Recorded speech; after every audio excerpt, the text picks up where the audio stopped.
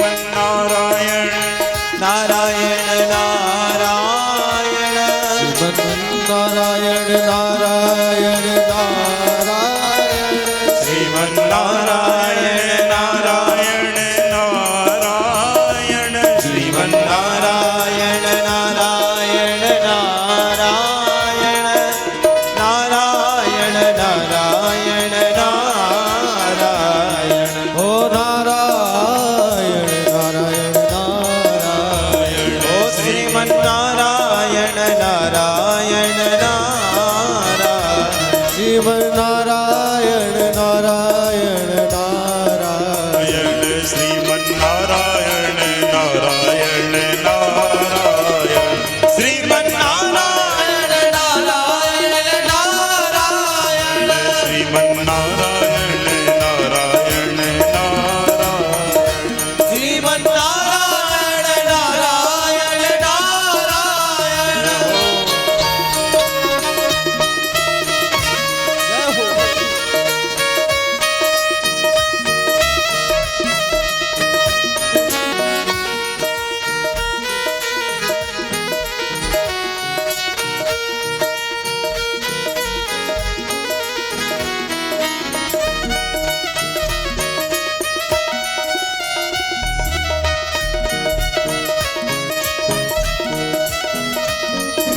बोल वृंदावन बिहारी लाल भागवत महापुराण की जय। आप और हम सबका बड़ा परम सौभाग्य है कि इस कथा में परम पूज्य महाराज श्री जी का आगमन हुआ। एक बार जोरदार पूज्य महाराज श्री जी के लिए ताली बजाएं, जिनकी वाणी से इस वृंदावन की पावन धरा पर चैनल के माध्यम से न जाने देश विदेशों में घर बैठकर श्रीमद् भागवत कथा का दिव्य आनंद लेते हैं और आपकी वाणी से सभी लोग कथा का बड़ा रस स्वादन पान करते हैं। और वृंदावन की आप दिव्य महान मूर्ति हैं, क्योंकि दास को भी सौभाग्य मिला है। भागवत की जो परंपरा है वो आप जिस परंपरा से कथा को सब लोग श्रवण करते सुनते, उसी परंपरा से आप भी कथा सब जीवों को अर्ज करते हैं। तो मैं ज़्यादा समय ना लेते हुए पूज्य महाराज श्री जी से मैं आग्रह करूंगा कि आपकी वाणी से हम सबको आप अमृत आपका दर्शन कराएं, अपनी वाणी से हम सबको कृतार्थ करें। और मैंने कहा कि वृंदावन में तो संतों का दर्शन कर लें तो जीव का कल्याण हो जाता है। ये कथा तो वृंदावन में ही हो रही है, सब संतों का दर्शन आपको सुलभ मिल रहा है। नव वर्ष की ये मंगलमय कामनाएं आपको संतों के साथ प्राप्त हो रही है।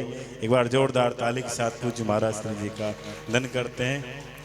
बोल वृंदावन बिहारी लाल की जय हो।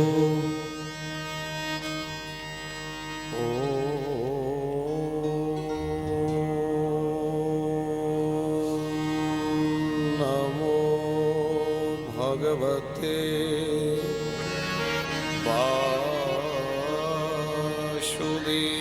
वासुदेवाय। नमः परमहंसास्वादित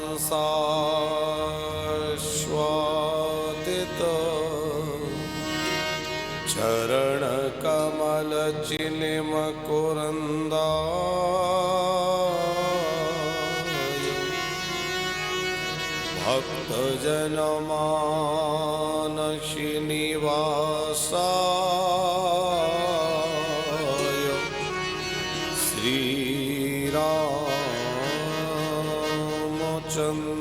श्रीरामचन्द्राय श्रीसीतानाथ समारम्भा श्रीरामानन्दार्य मध्यमा अस्मदाचार्य पर्यन्ता वन्दे श्रीगुरु परम्परा। बोलिए राधा रमण लाल की जय। श्रीमद्भागवत महापुराण की जय। पूज्य व्यास जी महाराज की जय। रास मंडल की जय। वृंदावन धाम की जय। जय जय श्री राधे। अनंत कोटि ब्रह्मांड नायक सर्वेश्वर हृदयेश्वर भगवान राधा रमण, उन्हीं की वांगमयी प्रतिमूर्ति श्रीमद् भागवत महापुराण,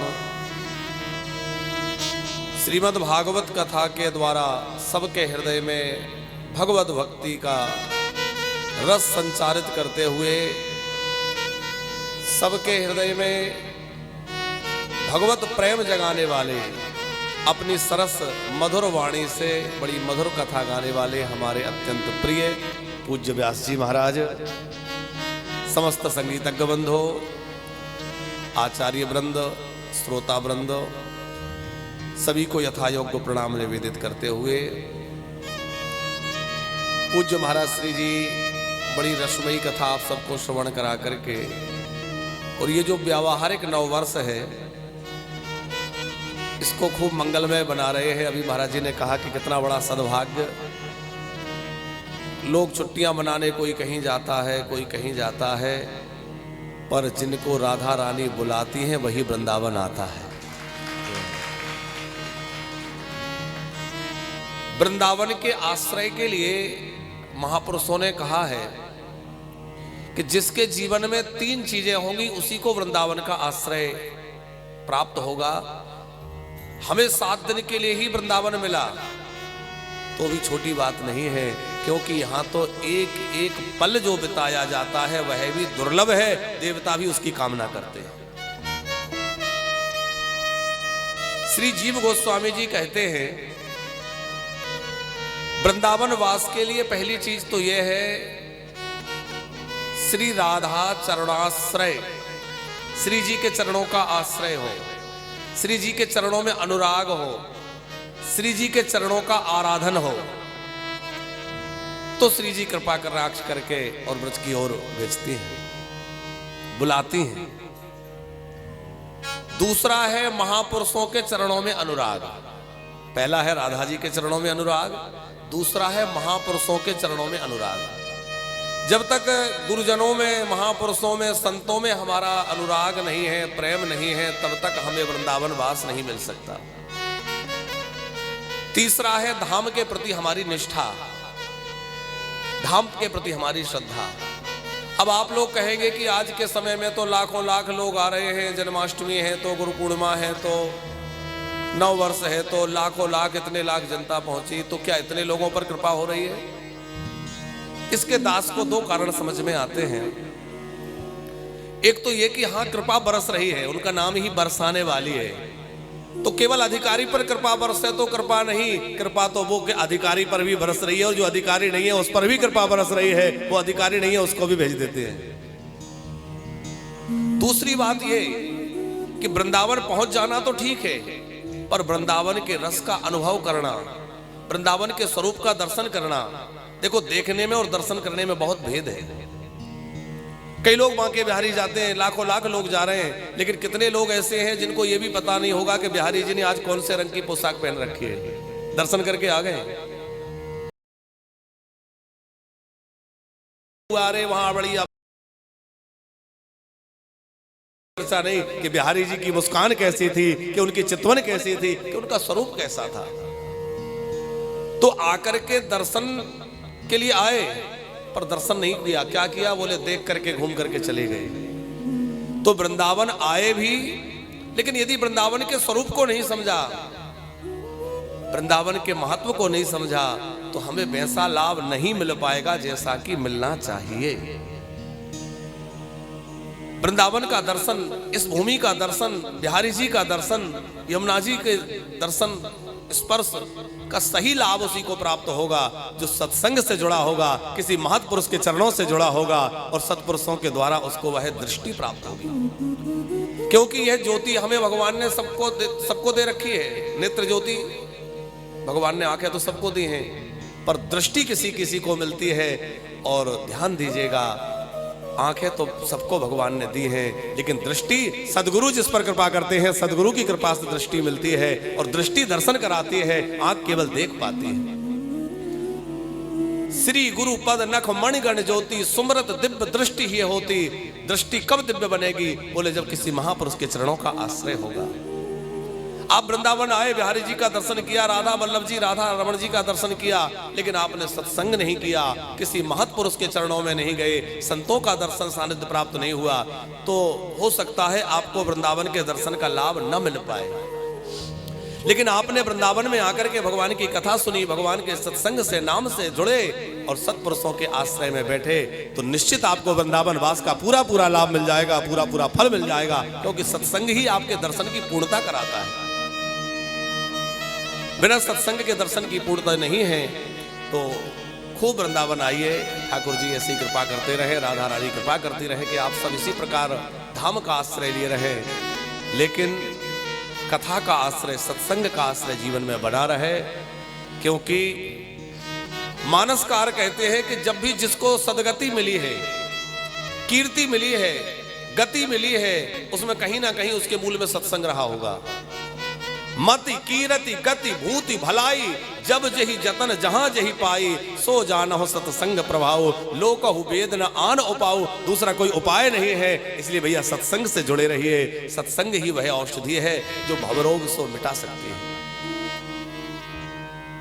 सत्पुरुषों का आश्रय, वृंदावन में तो एक से एक महान विभूतियां विराजमान हैं, जिनको आप सामान्यता पहचान भी नहीं सकेंगे कि इनकी स्थिति कितनी ऊंची है।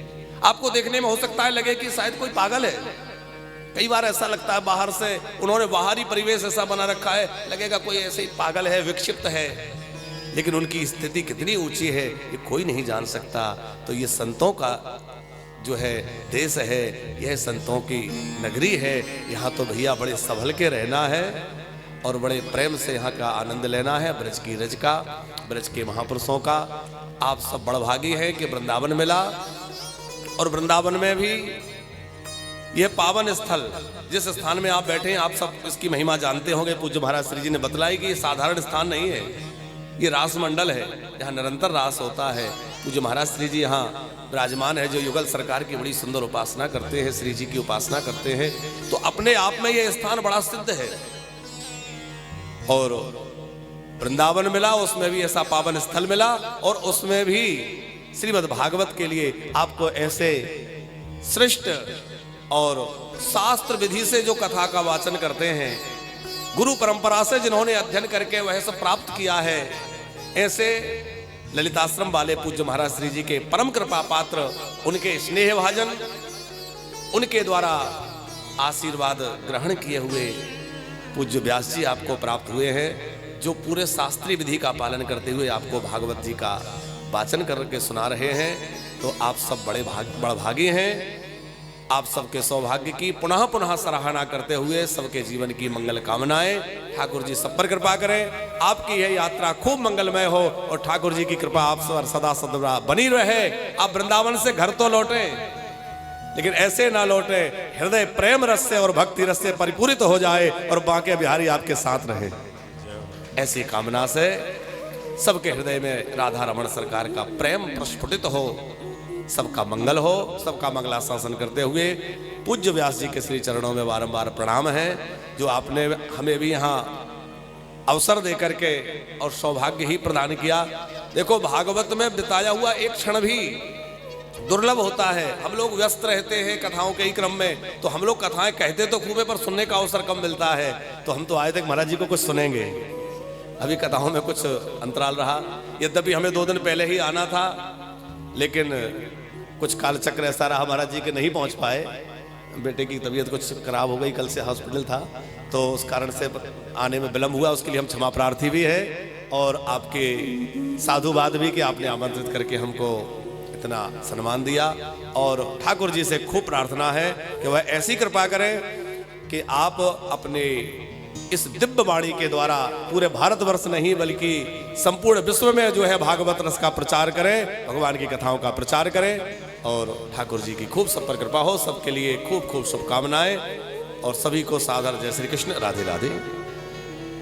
बोल वृंदावन बिहारी लाल की जय। एक बार जोरदार पूज्य महाराज श्री जी के लिए ताली स्वागत करें।